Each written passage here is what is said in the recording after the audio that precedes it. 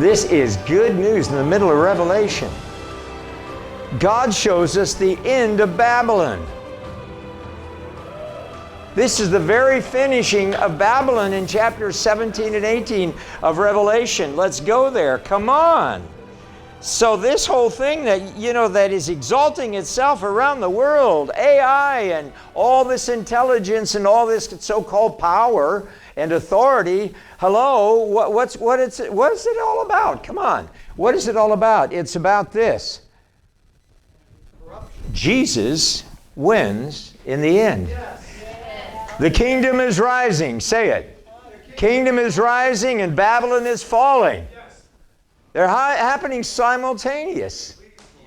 Robert, God says, Hebrews chapter 12, verse 27, I will shake everything that can be shaken. So get ready for a shaking. If you don't know what's coming, you're going to be confused. You're going to think that God is out of control. But I'm going to tell you, He's in control. But He is shaking Babylon right now. Babylon has no answers. Suicide is up among young people. Terrible. There's just a hopelessness out there that only Jesus can bring. And boy, God commissioned you this week, Mary. You really got commissioned. And I'll tell you what, God is going to send an army of young people out. You watch. Across this great land of America and around the world. And it's pretty exciting what's going on here. So, all right. So first of all, let's go to Revelation chapter 17. Let's look at this. Now, do you know that there are 404 verses in the book of Revelation?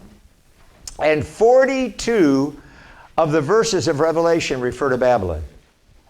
Outside of Jerusalem, Babylon is the most mentioned city. Is that interesting? Because God is defining, now what is Babylon? Well, it was a literal city 57 miles south of Baghdad, down along the Euphrates River. And in its glory days, Babylon had the great gardens. It was the wonders of the world. And Nebuchadnezzar stood on the balcony and he looked out and said, look at all the great things I have made. Well, 5 days later, he's in the field eating grass with the animals. That didn't work very well. So the glory of man, the glory of man is not going to work very well in Babylon. Man will exalt himself with riches. We're going to see what Babylon looks like. She looks like a prostitute here today. And this is a symbol. This is only it's a spiritual symbol. What does 1 John say? Know ye not that the love of this world is at enmity with God? And he says, ye adulterers and adulteresses. He calls us spiritual adulterers and adulteresses if we love the world. So this is not a physical prostitute. This is a spiritual symbol. She's a symbol because she's seductive, has great wealth, dresses with exquisite gold and purple, and just amazing, this Babylon, how she looks at the end of this age. And a lot of people are going to be drawn to her because of seduction. And one thing we don't do out here at Kingdom Life University, we just don't believe in manipulation or seduction. I quit doing certain businesses because I got seduced into them. I did, Esther. I think Mary Ann and I counted 9 different, and I'm not against MLMs. Some of you are doing beautiful. I know Misty is doing great on that. She's winning a lot of people, and Misty and Joe are wonderful. You may be watching. They watch all the time. So God works it with some people, but with me, it just wasn't working because I had to use kind of seduction to get people in. I'd lure them in, and I thought, I don't like this. Doesn't feel right to me. And if you're in a good business, do it. Maybe you can do it. Mary Ann and I finally took them all out. We laid them on a table and we said, we resign. We resign. Because I've been seduced many times. Have you ever been seduced? Yes. Where people say, oh man, I'm going to make you wealthy. That's the start right there. I'm going to make you wealthy. And I'll build your downline. You just come in. You don't have to do a thing. It's so seductive. And this world can be so seductive. So I'm careful. I'm just careful. God set a standard for me that maybe isn't everybody's. I don't set this standard for anybody else at all. There are a lot of good business people out there honoring the Lord, doing good things. But for me, the Lord just, in the latter part of my life, I just want to have a pure heart. Amen. That's it. And just trust God. And then yesterday, God blessed us a little bit because, not a little bit, He blessed us. He blessed us. Out of trust. Nobody got manipulated. No. It's just God spoke. God laid it on people's heart to give, to bless. And I love that when I see that happen. I don't want to refer to Kim all the time, but she met a need one time just while walking out to the car, and I said, I'm just heavy on my mind. It's something that had to happen that day. That day it had to happen. Kim comes chasing me out. Do you mind me, Kim? Am I very embarrassing you? She doesn't like me to do this, but she said, you know, the Lord told me to give you all the loose change in my purse. And she said, I don't even know. I have no idea what's there. But she says, I just always stick money in a side pocket. I've done it for a long time. And she picked it all out and gave it to me, and it was exactly what we did. I mean, could God just come along and just say, oh, here? You know, so Babylon is so seductive. And the wealth of Babylon is the thing that draws the world into her. Her wealth, her wealth and her seduction. We're going to see this in a moment. First of all, let's read it. Revelation chapter 17. Boy, this is exciting stuff. I don't know how far we're going to get today, but I believe we'll get pretty well. And one of the 7 angels who had the 7 bowls came and talked with me and said, come, and I will show you the judgment of the great harlot who sits on many waters. She's called a harlot because basically of her seduction. And first of all, we see the scope of her influence on many waters. The Antichrist, now in chapter 17 of Revelation is the false prophet. In chapter 18 is the Antichrist. In chapter 17, the false prophet is pictured as the world religion. In chapter 18, the beast there in chapter 18 out of the sea is pictured as the economic and political system. 7 heads and 10 horns. It's a political system that the Antichrist sets up at the end of the age. And so there's going to be a religious system that's going to command the world to bow to the Antichrist. When he sets up his image in the temple of God, it's called the abomination of desolation in the middle of the tribulation. And the false prophet is going to command the whole world to bow. And how's the false prophet going to do that? Going to use a mark. The false prophet assigns a mark of the beast, 666, on all mankind. And if you don't take that, you can't buy or sell, can't fly in an airplane, can't buy gas at the gas station, can't go down to the grocery store anymore. Because that mark is going to be required for all economy. That's how he ties it together. And boy, we see signs of that today. You know, if you preached this 20 years ago, you say, how in the world is that going to happen? Now, with the mark, it's so simple. There's all kinds of ways they can do it. They can put invisible things on you. They can put barcodes on your hands that are invisible to the eye, but you have to put them under a scanner. And there's all kinds of things they can do as a mark. They could put chips in you and all kinds. The chip and the bars are not the mark of the beast. The mark of the beast is a choice.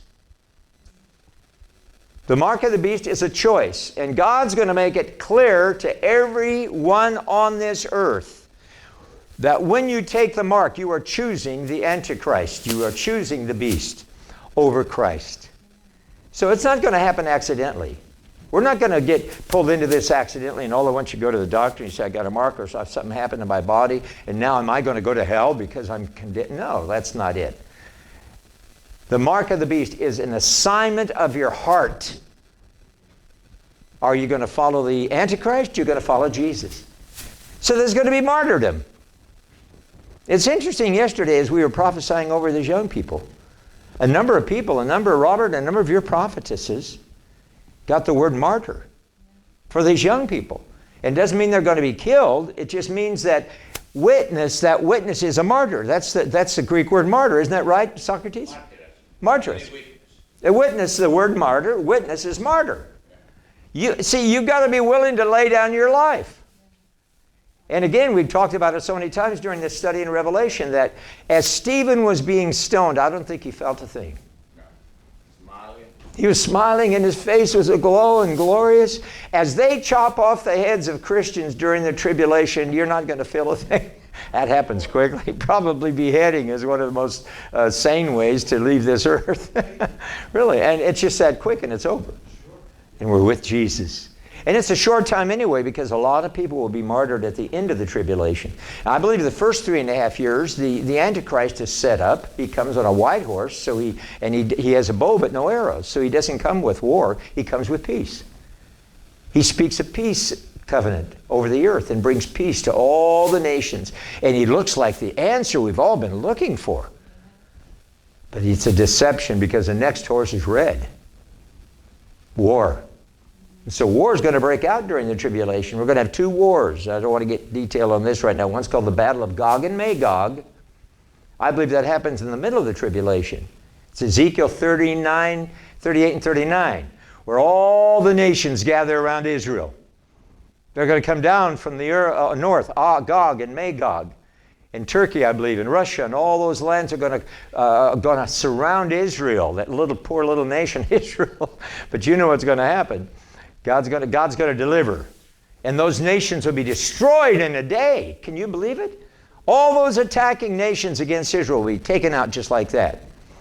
So that's the battle of Gog and Magog. But we have a battle now at the end of the tribulation called the Battle of Armageddon, where the kings of the east gather, where the Euphrates dries up. We're going to see that today in this. And the kings of the east march. One army alone of 200 million. By the way, that's the acclaimed army of the People's Army of China. They claim 200 million. That's exactly what they say. We have 200 million people in the People's Army of China that could march if they're called to battle. This is a lot of common workers over there, but they're trained. They're trained for battle. And so we have all these things in front of our eyes. It's crazy. So here's the harlot is described. She has a worldwide scope. First of all, it says she sits on many waters. Look at that, Revelation 17. And with the kings of the earth commit fornication, and the inhabitants of the earth were made drunk with the wine of her fornication. See, when you get drunk, you lose all common sense. I've never been drunk. Now, I'm so sensitive to alcohol that I walked into a place in Napa, Florida, where they make wine, and some of the wine had spilled out of the oak barrel on the ground. And so I was with a tour group. So when I walked into that, you know, the fumes of that wine, I fell against the wall of the cave, and I'm saying, "What's wrong, Jerry?" I said, "I don't know. I'm getting drunk. You know, just off the smell. I didn't think you could do that. I didn't know that, you know, because there was a lot spilled on the floor." And so but Marianne and I have a glass of wine sometimes with a meal or whatnot to celebrate, and we take communion. And we take communion with wine. That's what Jesus did, I believe. And but I've never gotten drunk. You know, I just never wanted to. But this seduction, they get into a seduction of pharmakia. Pharmakia is the Greek word for what? Poison, pharmacy. And they get drugged by this harlot. They're just seduced by her wealth, great wealth. She's going to look so elegant and so from the world, so beautiful from the world. And you know what we need to do? We need to determine right now that we're not going to be seduced. Yes. Amen? Yes. Just have a pure heart. Pure heart people don't get seduced. They read evil. You'll be able to smell this Antichrist a mile off, Kim, because you got a pure heart. And when whatever comes at your door and says, "We've come, Kim, we've followed you, and we notice that you have not yet taken the mark, and we just want to tell you that you have to do this." Well, you've already made your choice. I've made my choice. If they come to my door, and they may. I'm going to say, "Sorry, I'm not taking." Well, Jerry Brandt, go with us. We're going to take you down. We're going to do a little indoctrination. We're going to get you a little tuned into what this whole thing's about. You just don't understand. So we're going to confront some of these decisions. So the best thing to do is decide now. Not wait until that time comes. So first of all, the harlot described, if you're taking notes. Number 2, the harlot demystified. Okay, what are these horns and heads and all this about? Let's read it, okay? And so he, verse 2, and with whom the kings of the earth committed fornication. So he carried me away into the spirit, into the wilderness, and I saw a woman sitting on a scarlet beast, which was full of names of blasphemy, having 7 heads and 10 horns. Talking about blasphemy today, isn't it interesting how liberal the media has become with blasphemy? Yeah. It amazes me. You know, I remember the days of I Love Lucy, where Disney and Lucy actually slept in separate beds on television. Hello, and were fully clothed. Those were the days. You know, and now media has become so. What is the meaning of media? Witchcraft. It comes out of Greece. Delphi. It's the spirits of witches. That's the Greek word for media. Yes, indeed. It's witchcraft. And the enemy is using witchcraft today to constantly bombard us. You can't watch any program on TV anymore except there's a sex in it and always a homosexual. Right. I'm sorry I have to mention that. You can't find hardly a regular TV program anymore where they don't include at least one actor that's either lesbian or homosexual. It's become so common to us we don't even think twice about it. New religion. Yeah, it's a new religion. And so we're seduced. And so what are these 7 beasts? These 7 heads are defined. He actually defines them. He says there are 7 mountains. Let's read on, okay. What is the mystery of the great, the mother of harlots and of the abomination of the earth? I saw a woman that was drunk with the blood of the saints. Wow, how about that, huh? And, but verse 8, and said to me, why do you marvel? I will tell you what the mystery of the woman and the beast carries, which carries her. The 7 heads and the 10 horns. The beast that you saw was and is not and will ascend out of the bottomless pit and go to perdition. Now, that talks about 5 kings, and what I feel this represents, and there are different interpretations. I'm not saying I have absolutely the only one, but I believe those 5 kings represent the 5 empires. Egypt, Assyria, Babylon, Greece, Rome. Those are the 5 kings that are being talked about here. And from the foundation of the world, when they see the beast who was and is not and yet is. And here's the mind which has wisdom. 7 heads are the 7 mountains in which the woman sits, and also are 7 kings. Now, I think those 7 kings represent those 5 empires. We're going to see the later kings here in a moment. 5 have fallen. So what is Egypt around anymore? What happened to Egypt? Isn't it wonderful how God blessed Israel with Egypt? Took all their gold and then dumped them in the sea and buried them in the chariots. God has great ideas, doesn't he? That was a big wealth transfer in one day, Esther. One day. And you know who gathered? I preached this a couple of weeks ago, but I just want to mention it because God uses you women. You have an anointing.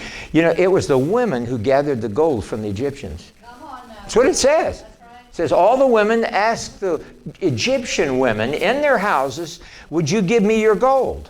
Yes. And so they loaded up the, I love your gold. They loaded up the Israelis, the Israeli women, and they were carrying all the gold. What did you tell me yesterday? God's gifted you to deal with what? Men or women? About the gold. Women, you said.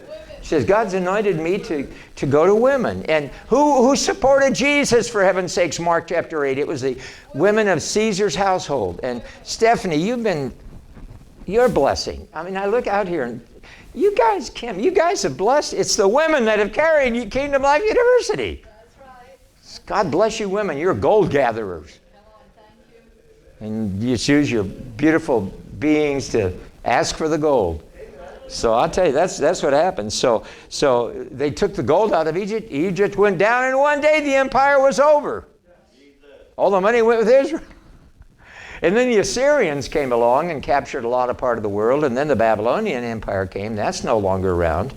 And the Grecian Empire is no longer around, although we have symbols of it, you know, and the statues and different things.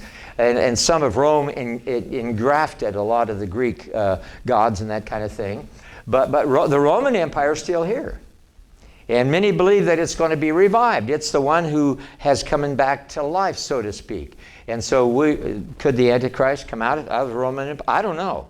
But the kings which you saw are 10 kings who have received no kingdom as of yet. So you've got the 7 kings of the past empires, but now you have 10 kings that are gathering around the Antichrist. There'll be 10 nations that are going to join up with the Antichrist at the end, and they're going to say, wow, this is where the money, follow the money.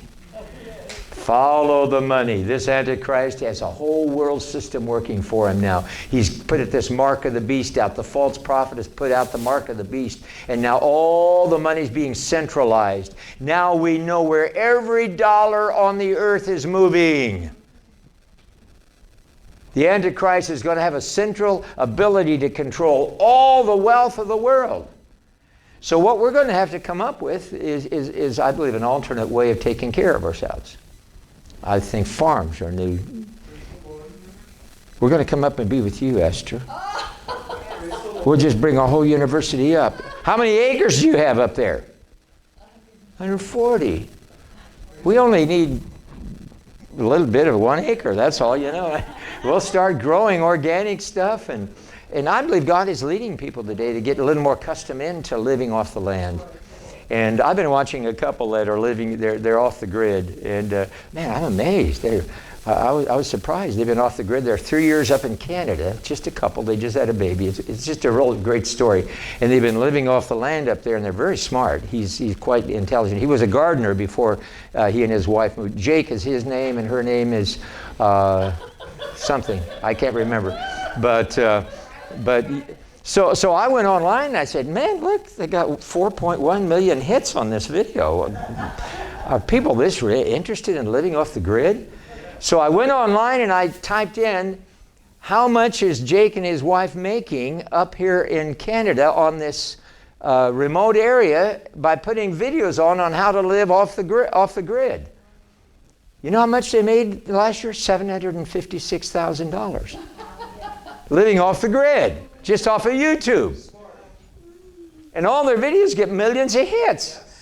Oh, you know what that tells me? There is a whole new wave of people that are trying to understand how to get out of the Babylonian system. We're going to have to start getting smart about this.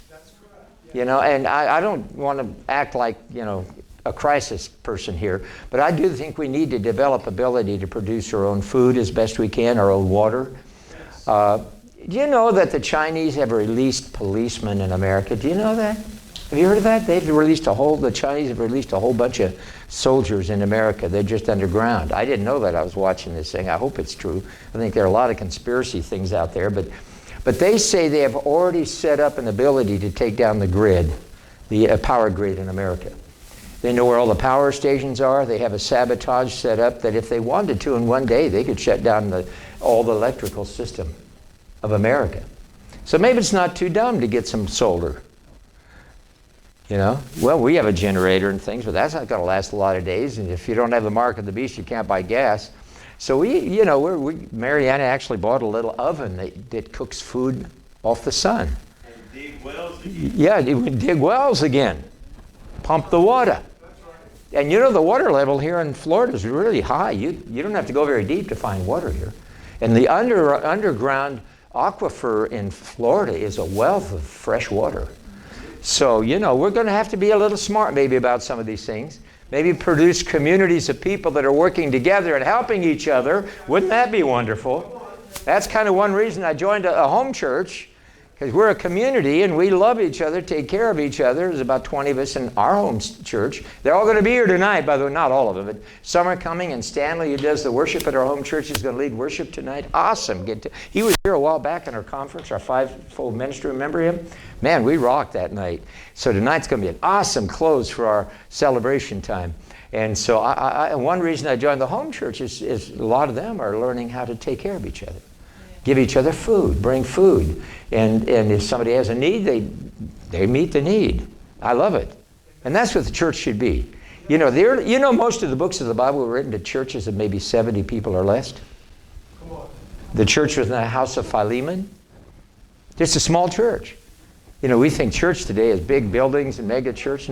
No, they were little groups of people that Paul wrote to. John wrote to 7 churches. If you go back and study those 7 churches, a lot of those were in houses. They were just very small. In fact, the early Christians met even in the synagogues, in the Hebrew synagogues. They left the early Christians until they kind of figured out that this Jesus resurrection thing wasn't working well with the Jewish faith. So they threw them out of the synagogue. But some of the early churches were founded in some of the synagogues. So I think it's coming back to a reduction, a smaller, and that's happened during COVID. God gave, if you go back and look at my prophecy for 2018, look online at what I prophesied back in 2000. I said there's going to come a day where the church is going to be 2 or 3 people. I don't know when it's going to happen.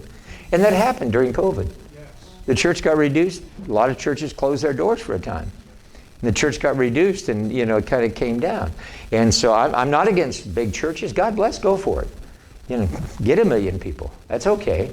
But I just believe that God today is building relationships for coming times. Amen? Building relationships for coming times. So the harlot demystified. So we kind of see what that is. Now then, let's get into the Babylonian in chapter 18. And with this, we're going to wind it up. And Socrates will come in a few minutes. After these things, chapter 18, I saw another angel. Now there's a change of scene. Remember, every time John says another angel, it's changing the channel in the television station or TV. It changes the scene, the atmosphere. He said, and I saw another coming down from heaven, having a great authority, and the earth was illuminated with his glory. Now this is not Jesus. This is an announcing angel. How many know angels do 2 things? They're messengers. They're messengers. Who spoke at the birth of Jesus? The angels. Came to the shepherds. This angel is going to be a mighty angel, a glorious angel, is going to come down with great authority and say, I'm making an announcement to planet Earth. Babylon is over. Finished. Done. And he cried with a loud voice, Babylon the Great is fallen twice. It's a strong emphasis.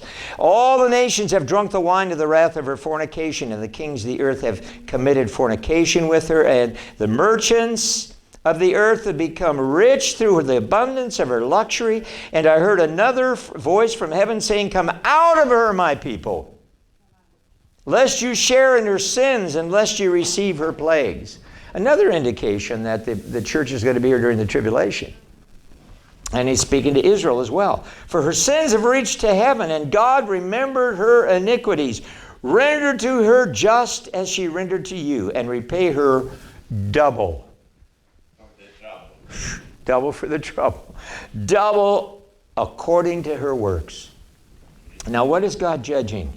He's not judging, he's judging sin. God is judging sin. See, it says it up there earlier. Yes, lest you share in her sins. God's not judging people. God is making an appeal. I've said it before. God is making an appeal all through Revelation for people to get saved. He sends an angel around the world with the everlasting gospel. He sends the 444,000 Jewish witnesses to the nations with a salvation message. God is making every attempt during all these judgments to bring every man, woman, and child he can into the kingdom.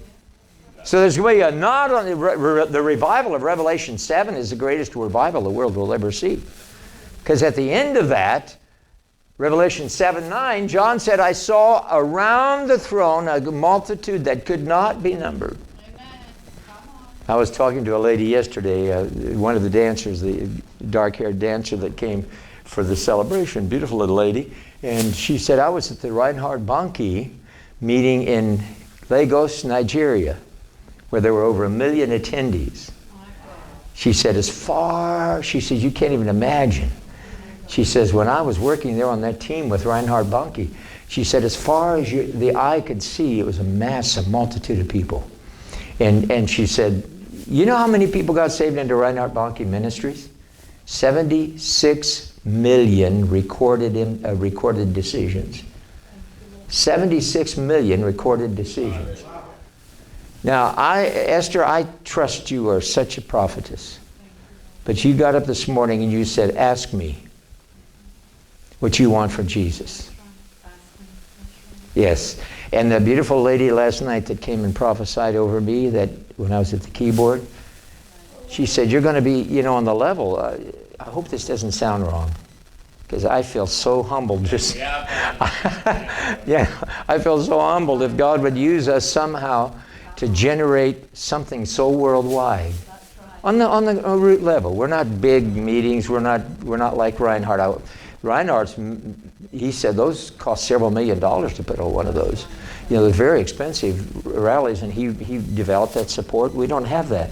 But what we have is a lot of people going to remote villages, underground, thanks to you guys supporting. We have a lot of people that are being trained right now that are taking, one man alone, Charles, thank you, has started 23 campuses just in 4 nations.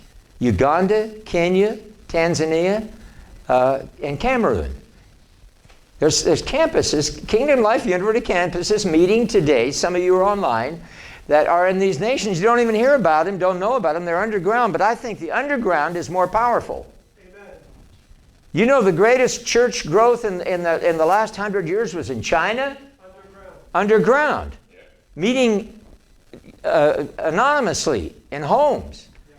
In Iran, they say the church in Iran is the fastest growing right now on earth because they're meeting underground under persecution. And there you got to really pay for your faith. If you take Christ in Iran, you may lose your life. They just have killed several people recently, young guys. They killed them because they became Christians. So, in that kind of atmosphere, people pay the price and they go for it. They say, I'm a believer, and they'll die for their faith. They'll witness, they'll martyr if necessary. So, okay, the Babylonian system defined. It's the spirit of the system, dwelling place of demons, prison for every foul spirit, and cage for every unclean and hated bird. Wow, what a filthy place that is, huh? That's the Babylonian system, the seduction of the system, the sentence of the system. For her sins have reached heaven, and God has remembered her iniquities. That's her sentence. It's already been proclaimed. Wow. Under double reward for the sins she've committed. Why do you think all the rivers turned to blood? Why do you think all the oceans turned to blood in the bowls? All the earth is crying out for the blood that's been shed in abortions. It's just the earth itself vomits out blood because of all the killings that have gone on of the martyrs of the saints. We have no idea how many people are dying today in other countries. We are so spoiled in America. And I'm not apologetic for it because thank God it's given us liberty to go and to bless other nations. America's been an ascending country. We've been blessing other nations. So praise God. But the earth in the bowls. Now, you say, Jerry, when do you believe the bowls are? I believe they're the last 30 days. Daniel's time, 1260 days is exactly 3.5 years from the abomination of desolation. Then there's another timeline, 1290 days. In that 30-day period, I believe the church is raptured at the end of the 1260 days because that's the 7th trumpet. The 1260 days ends the 7th trumpet. And that the church is taking. And then we're off the earth, I believe, during these bowls. When Babylon finally totally collapses, and I wish I had more time to spend here, but everybody is crying out. Look at everybody that considers the system at the end of this study here today. The Babylonian system destroyed. Her destruction is considered. It's interesting here.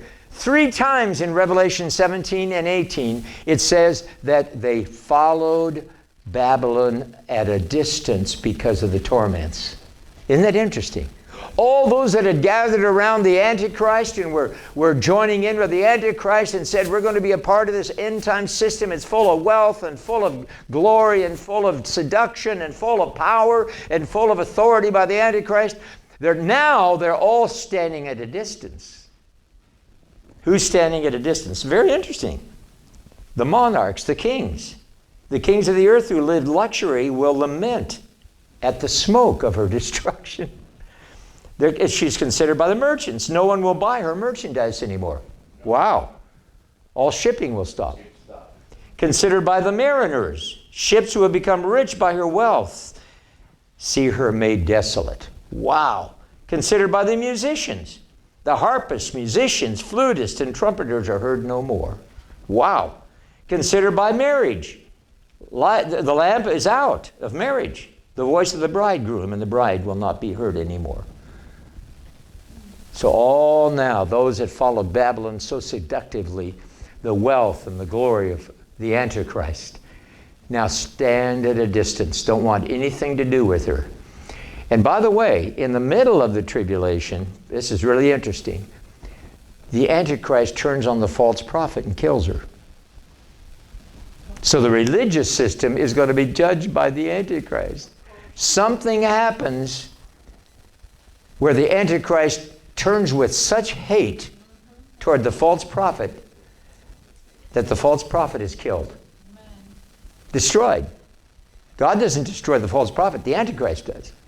Gets rid of her, say this religion isn't working. Now, what's happened to Babylon? Now it's become full of demons. Prison for every foul spirit. Cage for every unclean and hated bird. Come on. So all those that were chasing after her, wanting her wealth, seduced by her, now 3 times it says they stand at a distance. We don't want anything to do now with this Antichrist. She's deceived us, destroyed us, and all merchandise, everything on the earth is going to stop overnight. And I believe these 30 days on the earth are going to be so powerful. There's an earthquake where all the islands disappear, the mountains disappear. What kind of an earthquake is that? I think it's a polar shift. I think the earth shifts like it did. I feel it did on the days of Noah. Under the flood, the polar shifted and changed all the geography of the earth. And I believe this is the second time. They're predicting it's going to happen. It's been predicted, every 7,000 years there's a polar shift. So we may be near. This may be near. I think all these things. Is this kind of an interesting study? Yeah, is this kind of interesting? Thank you, Christina. She loves my studies. All right. So we look today at the false beef, the false prophet, the false beast, the Antichrist is coming to an end. The good news is Babylon is fallen. Come out of her. Come out of her. And how do you come out of her? And I was praying a while back, and with this I'm going to share it with Socrates. He's going to come up and he's going to join me. I was saying, Lord, how do we navigate through Babylon today?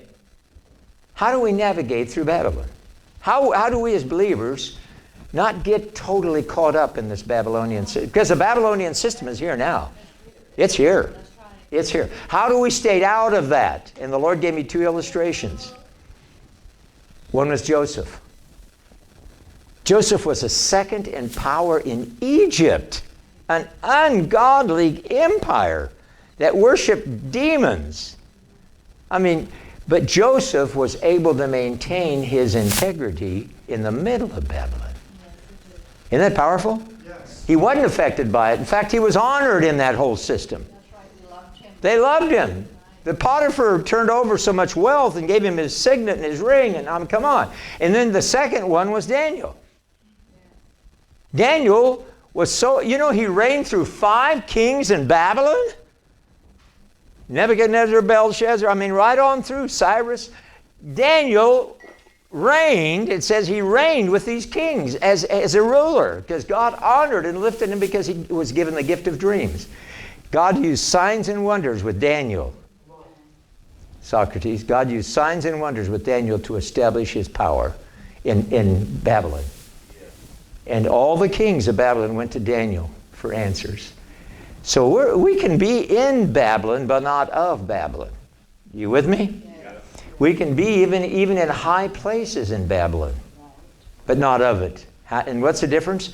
Daniel purposed in his heart that he would not defile himself with the king's meat. Hallelujah. That's a Daniel. That's how to live in Babylon and not get absorbed by it. So if you're blessed in Babylon, we need people that are blessed in Babylon to bless the work of the Lord at the end of the age. We need wealthy people. There's nothing wrong with that, but I know some wealthy people that are absolutely not affected by their money.